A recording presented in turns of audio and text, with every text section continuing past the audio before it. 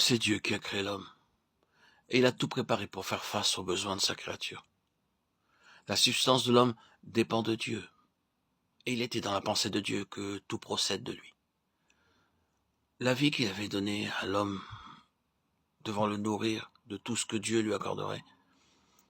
Puis l'Éternel Dieu planta un jardin en Éden du côté de l'Orient, et il y mit l'homme qu'il avait formé. L'Éternel Dieu fit pousser du sol des arbres de toute espèce agréable à voir et bon à manger, et l'arbre de la vie au milieu du jardin, et l'arbre de la connaissance du bien et du mal. Genèse 2, 8, 9. À travers ces deux arbres, Dieu nous montre en symbole les deux différentes manières pour l'homme de se conduire sur terre. Certains sont conduits par le principe de la connaissance du bien et du mal, alors que d'autres sont gouvernés par le principe de la vie. Considérons ces deux différents principes et leur incidence dans la vie des enfants de Dieu, et remarquons au préalable que si les chrétiens peuvent être gouvernés principalement par l'un ou l'autre de ces principes de manière individuelle, un chrétien peut aussi agir alternativement sur la base de l'un ou de l'autre de ces principes.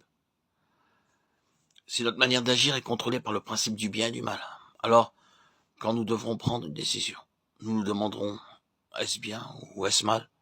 Est-ce que ce sera bon de faire ceci ou est-ce que ce sera mauvais?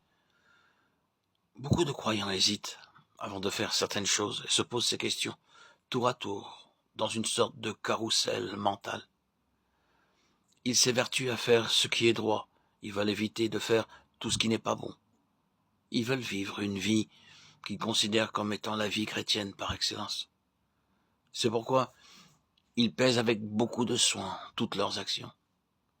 Ils examinent scrupuleusement chaque situation qu'ils rencontrent, et ce n'est que lorsqu'ils sont persuadés du bien fondé d'une action qu'ils vont de l'avant. Ils veulent agir d'une manière conforme à l'idéal chrétien.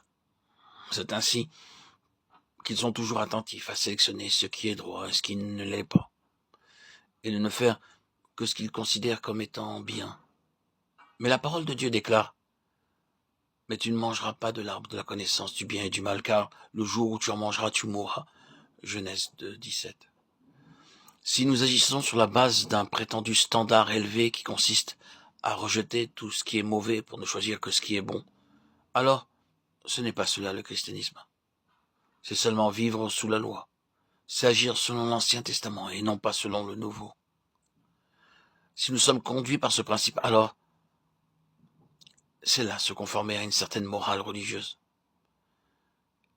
Et c'est déchoir du véritable modèle chrétien.